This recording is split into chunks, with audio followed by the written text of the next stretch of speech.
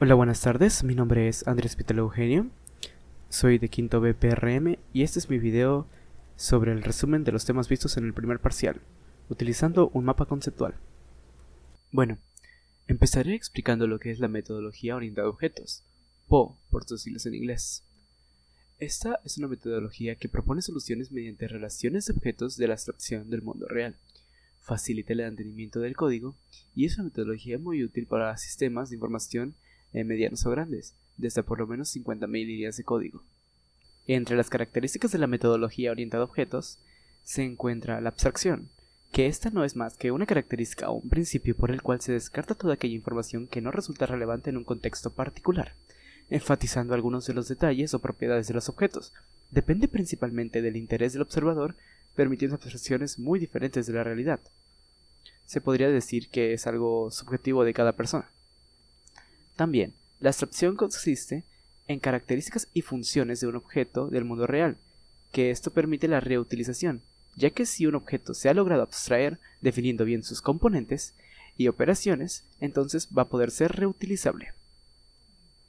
Otra de las características que nos brinda la programación orientada a objetos es la encapsulación, que esta consiste en almacenar y organizar en una clase las características y funcionalidades de los objetos, representándolas por medio de atributos y métodos. Todo esto se logra como efecto secundario de la abstracción. También garantiza la integridad de los datos que contiene un objeto.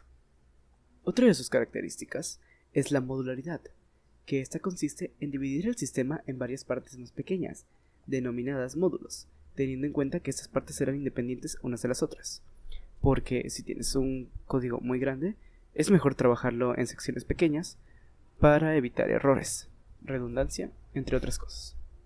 Luego de esta también se encuentra la ocultación, que esta protege las prioridades y métodos de un objeto de ser usadas por otro objeto que no tengan nada que ver. Entre ellas están las clasificaciones públicas, privadas o protegidas. Ahora bien, una de las características más importantes de la metodología orientada a objetos es el polimorfismo, que esta no es más que la capacidad con la que cuentan los objetos en donde sus atributos y métodos tengan el mismo nombre de otro objeto, pero no afecten los unos a los otros. También hay que mencionar una de las características más importantes de la metodología orientada a objetos, la herencia. ¿Qué es la herencia? Pues esta no es más que el mecanismo donde se crean una o varias clases a partir de una clase que ya existe. En este proceso las nuevas clases se denominan subclases, y la clase a partir de la cual se crean las subclases se denomina clase primaria, clase padre o superclase. Las subclases contienen atributos y métodos obtenidos de la clase padre, y lo mejor de esto es que pueden definir nuevos atributos y nuevos métodos para las subclases. Esto nos permite tener una jerarquización que representa la relación ordenada de las clases que estén relacionadas. También permite la reutilización de código para la construcción de otras clases y, por último, nos permite ahorrar tiempo, ya que esto es más eficiente que la metodología estructurada. Todas las características mencionadas anteriormente pueden generar agregación y asociación. La agregación es la relación que se da cuando una clase está definida por otras clases, como por ejemplo una clase computadora, que puede ser compuesta de una clase procesador, una clase sistema operativo y una clase monitor, y la asociación, que es la relación acordada entre dos clases. Por ejemplo, la clase humano puede hacer uso de la clase computadora. Y finalmente se encuentra la recolección de basura, que esto no es más que permitir destruir los objetos que ya no son utilizados dentro del sistema.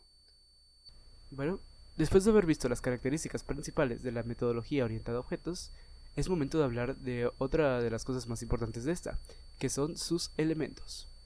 Entre estos están las clases, que son los modelos que agrupan todos los objetos que comparten una estructura de datos y comportamientos, como por ejemplo la clase humano, que se va a asociar con todos los humanos, teniendo en cuenta que todos tenemos características físicas comunes y que en general todos podemos hacer las mismas cosas. Luego también se encuentran los objetos, que estos no son más que una instancia de una clase. Dicho de otra manera, representa algo o alguien que encapsula datos y acciones. Por ejemplo, el objeto adulto es una instancia de la clase humano, dado que comparte los mismos datos y comportamientos que otros humanos. Pero los objetos son elementos muy importantes. Sin embargo, ellos no pueden vivir sin sus atributos, que estos no son más que las variables que representan los datos o las características de los objetos. Por ejemplo, el nombre es una característica que tienen todos los humanos, y por consiguiente también los adultos. Luego de esto están los métodos, que estos son los comportamientos que un objeto posee y que hereda de su clase. Por ejemplo, un adulto posee el método respirar, el cual comparte con el resto de la humanidad.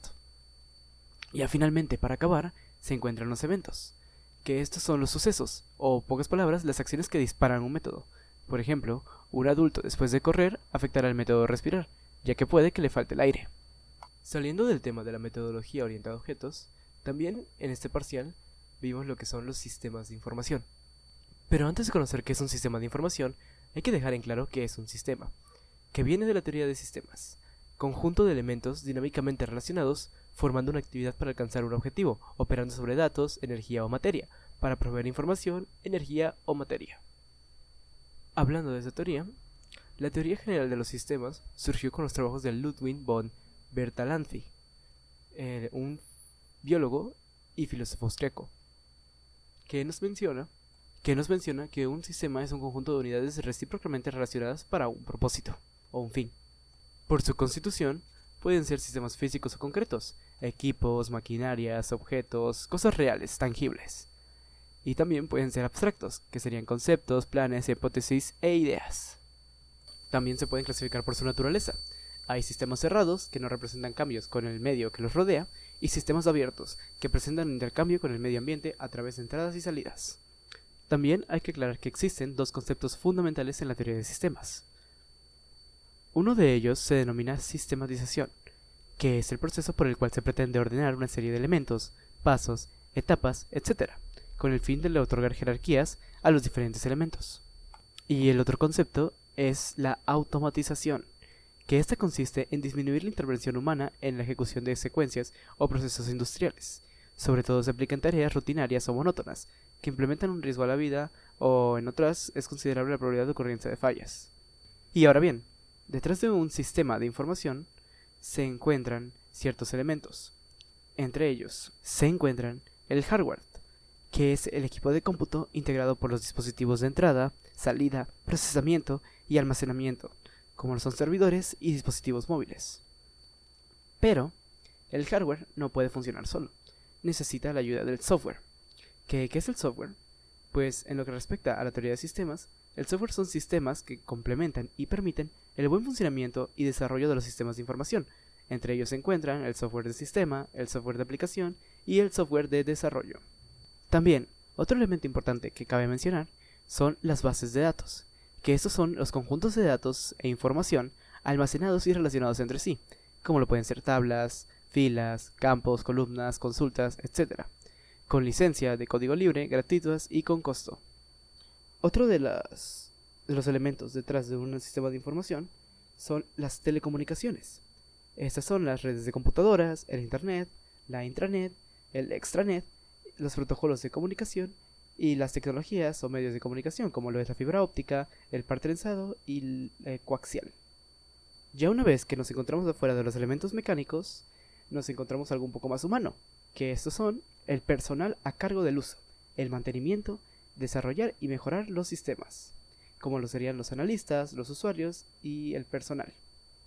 Estos llevan procedimientos, como lo son las políticas y los procedimientos para el uso de sistemas, las pruebas y mantenimientos, y los permisos y restricciones de los usuarios, para un buen funcionamiento y una retroalimentación activa.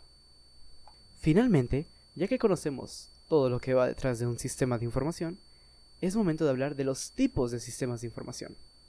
Entre estos hay una gran variedad, como lo son el sistema de procesamiento de transacciones, que se encargan de integrar tareas o procesos de registro de transacciones comerciales, como lo son ventas a clientes, pago de nóminas, pagos a proveedores, y reducen costos favoreciendo a la toma de decisiones. Otro de los sistemas es el de la planeación de recursos empresariales. Estos administran las operaciones comerciales de toda la organización y está formado por varios módulos. Se automatizan procesos de producción y de los sustitutos de materiales, manejan y controlan áreas como los recursos humanos y proveen simpleza y accesibilidad a los procesos de la organización. Luego, se encuentran los sistemas de información administrativa, muy importantes ya que proporcionan información rutinaria para la toma de decisiones generales por parte de la gerencia en la forma de reportes. Son alimentados por una base de datos enlazadas con otros sistemas, TPS, y van enfocados al uso de mejorar las cosas. Luego, hablando de decisiones, existen los sistemas de soporte de decisiones, que permiten obtener información al momento, hacer uso de bases de datos externas para suministrar información, usar interfaces para comunicarse con los usuarios y permiten el trabajo colaborativo. Y ya por último, pero no menos importante, existen los sistemas especializados, que son los sistemas de administración del conocimiento, la inteligencia artificial o IA, la realidad virtual o los sistemas expertos. Con esto concluiríamos el mapa conceptual. Y ahora por último les voy a presentar una parte práctica de la herencia. Este es un pequeño ejemplo sobre la herencia. La clase animal tiene sonido por determinar. Eso es lo que tiene la clase padre. Y su método constructor es que un animal ha sido creado. También tiene su método de correr y su método de caminar. Entonces, y su método de sonido.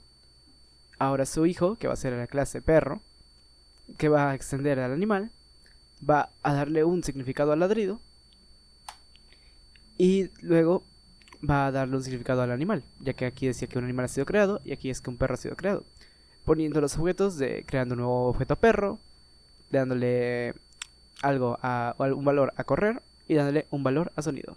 Y esto nos quedaría como un perro ha sido creado, estoy corriendo y ladrido. Ahí está. Eso es todo por mi presentación. Gracias por su atención y nos vemos hasta la próxima.